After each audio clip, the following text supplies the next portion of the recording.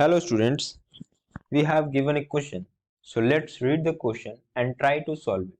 So question says a steel rod of length L0 has a cross section area capital A.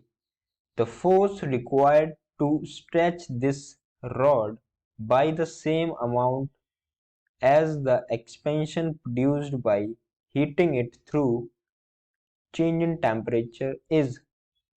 Coefficient of linear expansion of steel is alpha and Young modulus of steel is capital Y, right? So this is question. So question क्या बोल रहा है, एक steel rod है, right?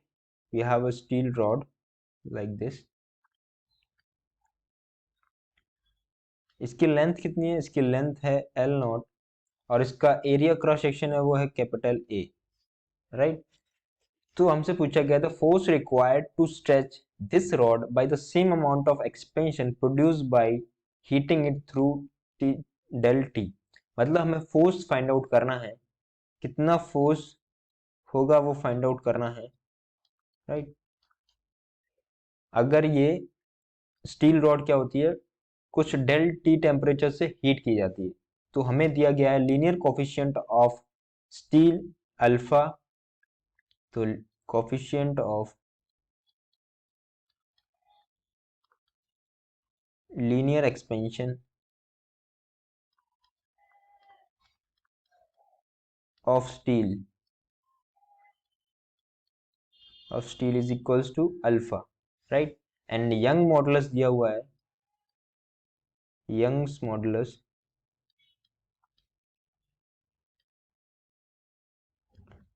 of steel which is capital Y, right? तो हमें find out करना है कि हमारा फोर्स क्या होगा, ओके? तो फोर्स फाइंड आउट करने के लिए सबसे पहले हमें पता है कि the coefficient of thermal linear equation का रिलेशन क्या होता है चेंज इन लेंथ और चेंज इन टेम्परेचर के टर्म में। तो द कोफिशिएंट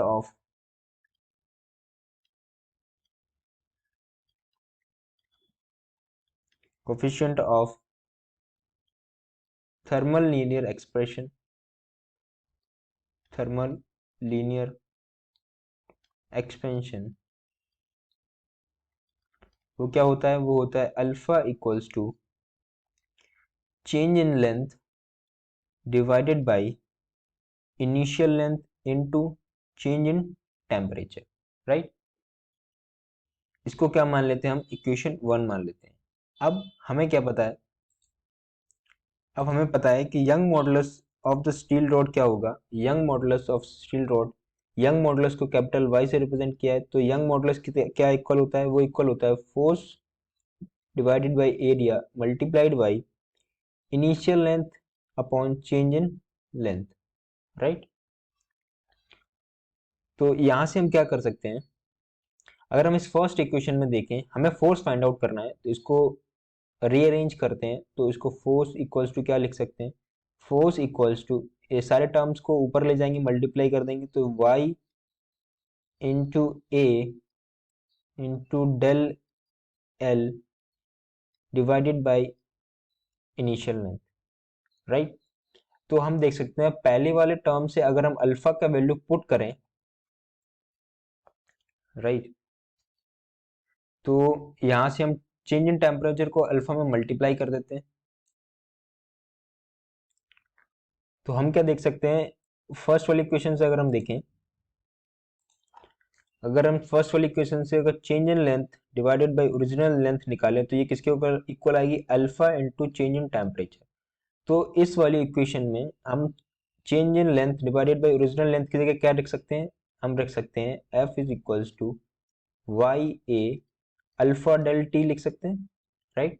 तो हम देख सकते हैं हमारे पास फोर्स क्या आया है? फोर्स आया है Y A alpha del T. तो जो ऑप्शन ए है वो मैच कर रहा है, ठीक है? तो ये हमारा रिक्वायर्ड फोर्स हो जाएगा। तो फाइनली हम कंक्लूड कर सकते हैं कि जो ऑप्शन ए है वो क्या है? हमारा राइट आंसर है, right? So finally we can conclude that the option A is the right answer और the required force, this is the required force of steel, right? So I hope you got the solution. Thank you.